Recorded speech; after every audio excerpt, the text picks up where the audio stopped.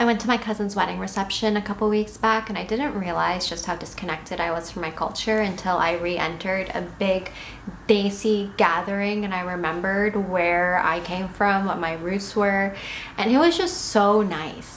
So nice to be surrounded by my culture, by my language, by my food, and have it all be so normal and have that be the default as opposed to something Western. I'm from Ontario, Canada, so something Canadian. Like, it was so nice just not feeling like I had to assimilate or mask or just pretend to be someone I'm not. I could just be super Desi. There is a double-edged sword there, however, because, you know, I come from an immigrant Pakistani family and I love my culture. I love my food, my people, my everything, the customs, the language. But oftentimes what's intertwined with Pakistani culture is also religion. So it's always this really weird mix of going to big Desi gatherings and loving it and like just really enjoying being there and being part of like the space of where my entire roots and ancestry originate from, but then also realizing the fact that like I need to hide who I am. I need to literally like not be me, because in the same way that I'm like masking and assimilating with other people, it's like I'm also masking and assimilating with my own community because I'm not religious. So it's like, man, I'm literally like so excited to be here, and I'm so happy to be around so many people, and I love everyone despite whatever they believe in. But it's like, I know for a fact if everyone in this room truly knew who I was, that I wasn't religious, that I'm not following the same rules that they're following, then I would be ostracized. People would not look at me the same, and I would not receive the love that they're currently giving me. And it's such a trip to be inside like Desi spaces, which are very loving, albeit sometimes judgmental, but all around, like, you get invited to like a Desi party, you are gonna be well fed and welcomed with open arms, and like you will be cared for, you know, like it's not often like the hospitality, you know, like is pretty intense when it comes to like the way that we take care of each other in my culture. And it's something I'm so proud of. Like, if I'm hosting you, I'm fucking hosting you. But that's besides the point. The thing is like, it's all conditional though.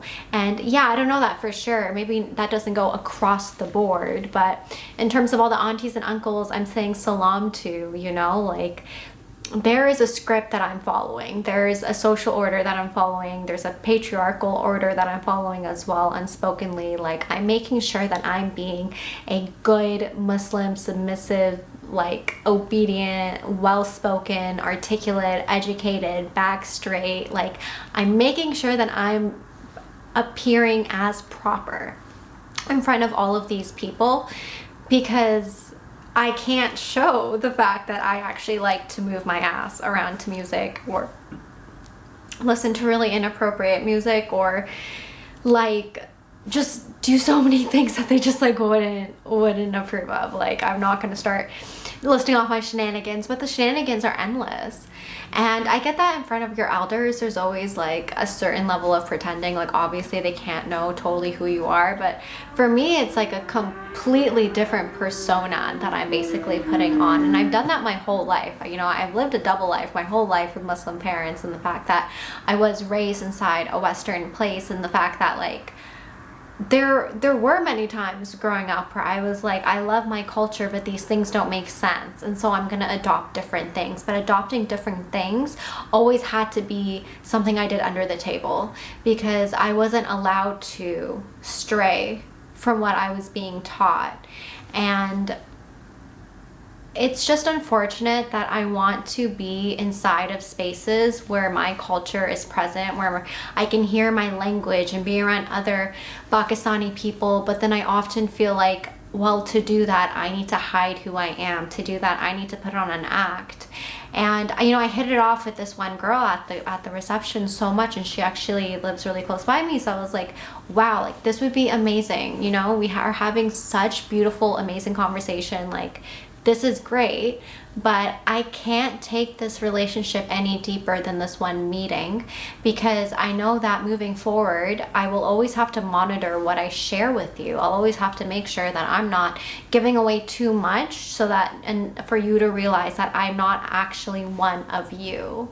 And I think that's what's so tiring for me, is pretending like I am one of you so you can accept me. And I don't know if that really matters to everyone, but when it comes to family, friends, and things like that, and the politics and the drama involved in that, like, I just don't need to get into it. I don't need to, you know, have one person realize, oh, you know, I like to partake in XYZ activity that is forbidden in our culture and religion, and just have that be passed around, get back to my parents, and then it's just unnecessary for me, and I just don't want to be a part of it. And it's annoying that, like, I even need to be wary of this kind of thing, because at the end of the day, I am going to live my life however I want to live my life.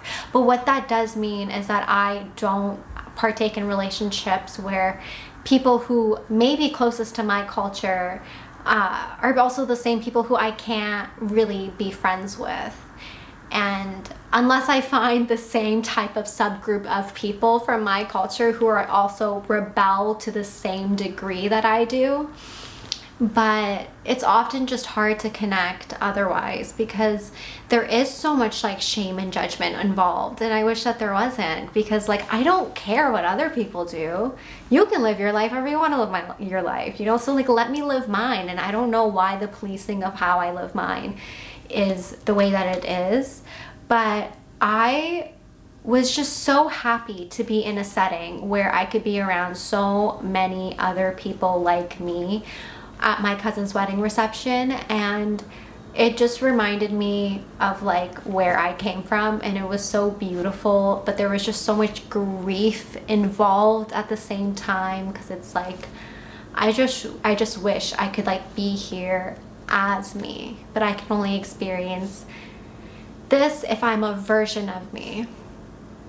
And I'm learning how to connect with my culture without performing. I'm learning how to connect with my language, with the traditions, with the music, with the dance, with the food, with everything, with the way that we interact with each other, our hospitality, like our culture, the culture, you know, like I'm just learning how to immerse myself in all of that without also bringing in, I guess, religion. And sometimes, for me personally, they just start to get so intertwined, especially when it comes into things like female modesty, that suddenly it just becomes hard, because I don't want to be modest. Maybe some days I want to, maybe some days I don't. But modesty becomes my ticket entryway into being accepted by my own community.